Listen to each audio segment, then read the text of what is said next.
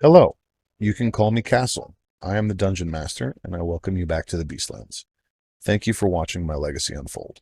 I realize that the audio quality in the first several episodes was kind of rough, and we thank you for putting up with us. We are constantly striving to improve your viewing experience.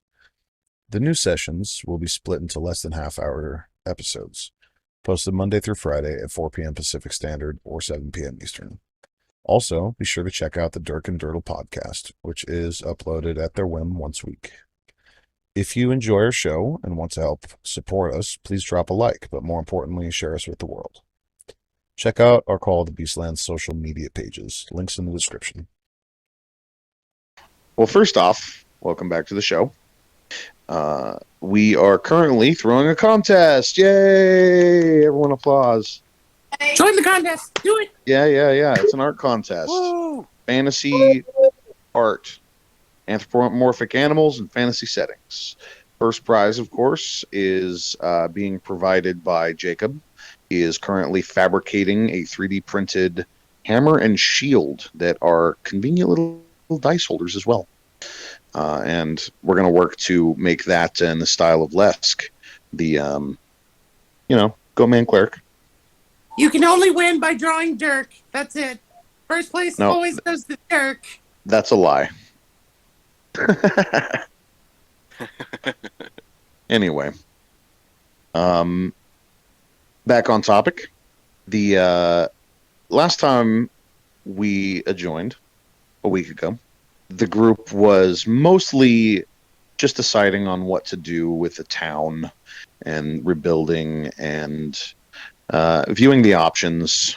It's kind of a administrative episode, if you will. Kind of a short one, really. And at the end of it, they were going to head towards the nearby Ironwood Fortress. Todier had gathered a bit of intel about the place and its recent history. Would you like to elaborate on that? Pretty much all I found out was that there are spiked vines that have taken over, and a group of trolls had tried to make it their lair, and they all got taken over by the plant. So I'm thinking there's some kind of curse or something on it. But I sent a letter to the druid to find out about it, but it's not going to come back before we get there to find out ourselves. So we're going to have to survey the land? Pretty much, we're going to have to figure out what we're even dealing with. We know the symptom, we don't know the cause. Indeed. So the party makes their way out of town. The locals are, still cleaning up the scrap. It's been a little bit of time, but much damage still remains, and the wall needs to be rebuilt. You say your goodbyes and refill your travel rations to 7 days, and stomp off into the snow. It doesn't take very long before you crest the next peak, as the town is relatively nearby. And when you do, a sight lies before you. There is an area. Well, the first thing you notice is the tree. It is a very tall and wide tree. For those of you who maybe scroll Google a little bit too much like me, the widest tree in the world is a redwood, named after an old general. Can't remember off the top of my head. That is about 40 feet across. This tree is about 60 feet across, maybe 70. And the area around it and the tree itself is completely snow-free. It's as if there is a weather barrier or something. Lush green trees surround it, normal-sized, and there is, of course, a great viney barrier that resembles a wall going around the perimeter of the area. It'll take you several hours to get there still, as you have to take down winding cliff roads. However, it doesn't appear as though there's any opposition. Do you proceed? Do you have plans to prepare in any way? It's moving very cautiously. Especially if these vines were the ones that overtook the trolls in the first place. I don't think it's going to be too good to not keep an eye on the plants, you know? Indeed. Unless you guys have a better option. Well, you know what I think. Thoughts? I said, you know what I think. Yeah, thoughts. You think thoughts. I say we set it on fire. Oh, man. I think we should press forward. We're not going to do much, just trying to avoid it. Indeed. Cautiously. Cautiously. Traveling slowly down the mountain, picking your way and observing your surroundings. You don't see much in the way of wildlife besides the occasional overgrown bird and a distant wyvern. How big of an area around the tree is green? How big does the barrier look? If the tree is 60 feet around, how big is the barrier around it? Allow me to take a peek at the actual dimensions of what we are creating here. All right, so the barrier is roughly 500 feet across on every dimension, forming something that resembles a square. Where's a druid when you need one? You know, I always ask myself when we play these games. Do you guys want to The go to same the question. middle of it and see what's there? There might be something in the middle of it that we could take into the fortress and keep our fortress warm. This is the fortress that we're talking about. Oh. Oh, sorry. Wait. Maybe that was misleading. This is the location. The tree you think is the Ironwood Fortress. Oh, You can Oh. see. Oh. Yeah. Hold on. Well, looks like we made it. Okay. I was expecting more of an actual fortress, but It's a tree. it's a tree. Well, it does have walls like a fortress. Tree walls. It Vine maybe reminds it's me in of the Apparently. home. vine. Sorry, what was that? It reminds me of Maybe- home. Go ahead. Okay. Let's see here. Yeah, you can definitely see windows on it if you look really closely from a distance. Yeah. Is there like a gate or a portcullis or something going through the barrier, the wall? Not that you can see. The wall doesn't appear from your perspectives to have any kind of opening, obvious door or entry. Are there any trees by the wall that we can maybe climb and jump over it?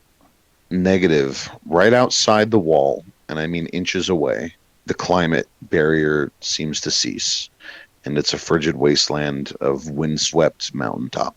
I want to take one arrow and shoot it just in the general direction of the tree and see if it makes it over the wall. I see your thinking here. It does indeed fly over the wall. So it's not a physical barrier. Not like a force barrier, Hmm. but it is like a 35 to 40 foot thorny bramble wall with interlaced vines, How tall is the wall? just 35 to 40 feet. Damn. Is there anything else that we know about this place, like a password or a code word, or other than At this the point, knoll- are the you knoll- guys like getting the, close enough? trolls? Sorry, I didn't mean to interrupt, but I'm wondering, since you're asking these questions, you must be pretty close to the wall, right? Well, obviously, if I can shoot an arrow over it, I'm at least 120 feet toward it. Okay. I'm just wondering your perspectives. I'm sorry, I didn't mean to interrupt. You can go ahead. I mean, is there any other thing about this we know other than the fact that the trolls were obviously taken over or took over or whatever? Can I investigate the letter that with the deed or the deed to Well- this place again? Yeah, Todier, you have the deed to it, so it's your property. You should be able to get in. Yeah. The deed details its location and its ownership in no uncertain details. Why don't you go And up and speak to it and say, "I'm the new owner. Open the door," or "Hey y'all, how you doing?" or "Daddy's home." I mean, say something to it. I don't know. I go within 20 feet of the wall and say, "This is my home. I demand entry," and see what happens. the wall shivers visibly. You can see the vines seem to be fighting amongst themselves, wanting to make an opening, and others stopping it from making an opening. And it seems very, very conflicted for a plant. Interesting. I've Maybe never it's cursed. communicate like this before. Can I throw my returning shuriken at the parts of the wall that are resisting? Give me an attack roll.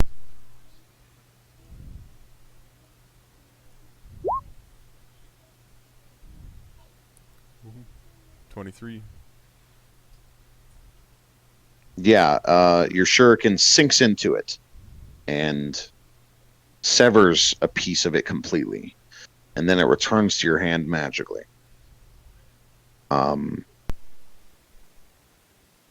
The plant wall seems to be writhing and tearing itself up a little bit with its thorns, and it bursts in places into this tendrily mass, and outwards from these tendrily masses step 5 viney humanoid creatures.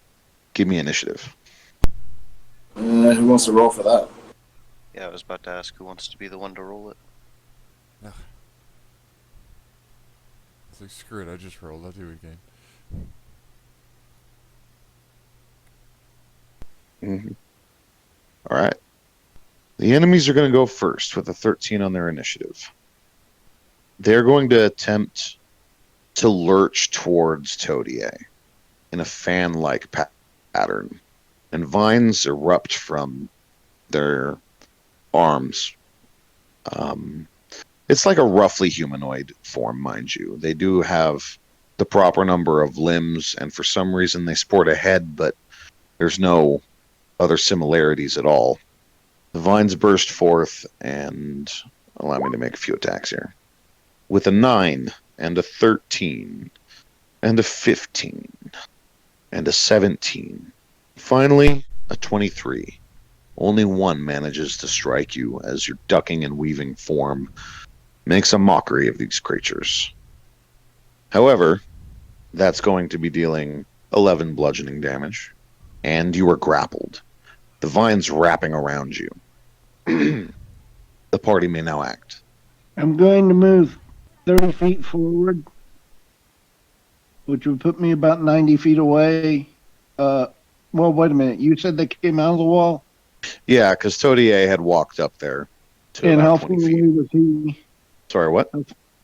How far away was he from the wall? He was 20 feet. Okay, so I'll be within range. Okay.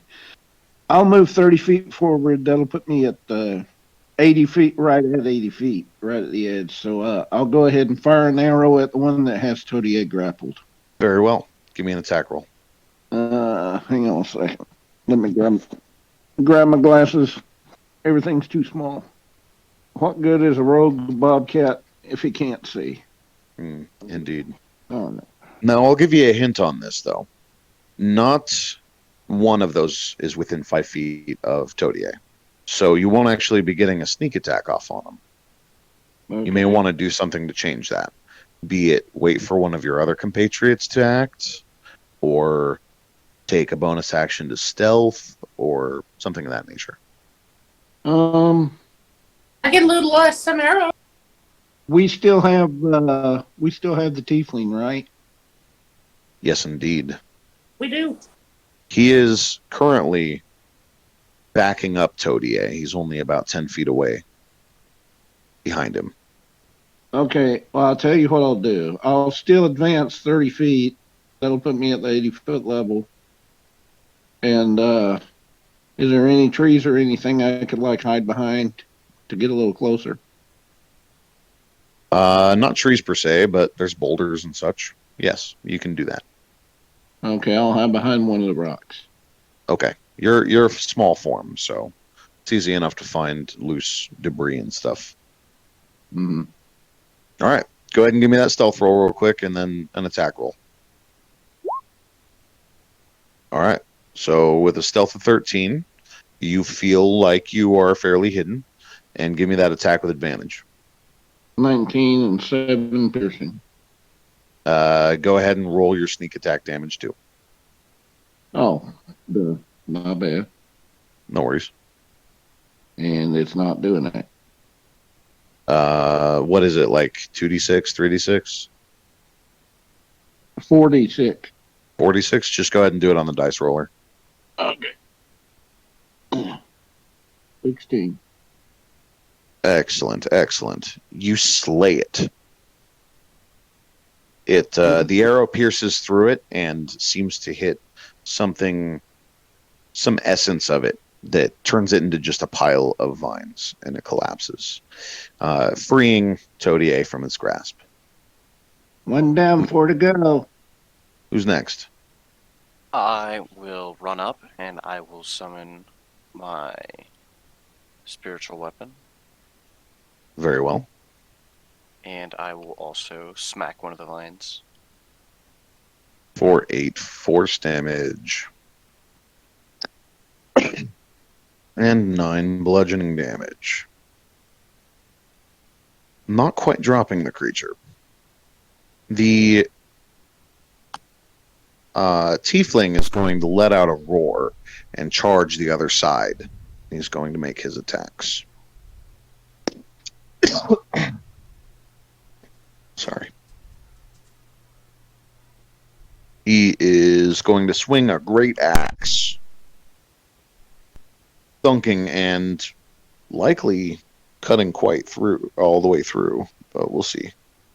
That's going to be 2d12 plus 4 slashing damage. Yeah. He completely cuts his down. He does not have a second attack, though. Alright, I'm going to flurry of blows with scythe arms. Very well. Slashing into the vine blights. Miss. Hit. Hit. Alright, so one of your slashes glances off of him, but the second two carve him up and he collapses into a pile of vines, allowing you to turn your fourth attack on the third enemy, dealing 11 points of damage. That would leave Dirk. All right. Dirk is going to move 30 feet back, and he's going to take a quick glance behind him just to make sure no one's around or trying to flank us. And then he's going to let loose 2 arrows. Go ahead and give me those attacks. I really hope this is good. Okay.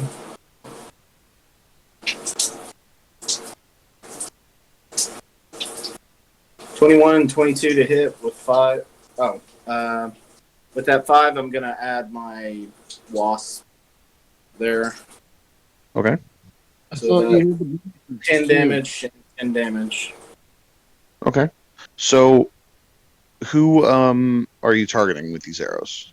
I mean, which one? Let's go to the one that Todier was halfway working through. Okay, so the first arrow slays that one. Okay, then whatever the last one will be. Well, there's one that's undamaged and one that got hit by Lesk. Let's get the one by Lesk. All right, that drops the second one. That's 2 vine blights that just collapse into a still lifeless pile of vines. That would be all 5, wouldn't it? Oh yeah, I guess I was counting one extra. We can take on 5 more. Not really. Right? Don't do it. No, the vines that make up the wall, though, now curl up into an archway big enough for a medium creature to step through, and it does still seem to be fighting with itself, but it's holding itself open. Well, what do you think? Maybe a test of honor before rolling over the place? Maybe? Well, I shot an arrow over the wall. There's no force barrier that we'd run into. An arrow doesn't have a soul. Okay, let's throw the raccoon through the opening. I walk through the opening. Just He like, walks through the opening. well, doesn't seem like anything's holding us back. In a show of nonchalant bravery. You did. We should keep going. Figure out why these vines seem to be in such discourse. I'll follow it. Yeah, the portal shrinks just a little bit. Wait a minute. Does it shrink after he goes through or after I go through? Mostly after you guys were hesitating. So are me and Lance the inside now? I mean, it's still big enough for you guys to go through. I'm just saying, if you take too long, it may shut. Let's go. I'll run through, but I agree with the Ascites. We should burn it. The wall? The freaking thorns, yeah. Hey, I mean, it's your property. You can burn what you want. Follow us on all major social media, Discord, Twitch, and as always, thank you for joining us. See you tomorrow at 4.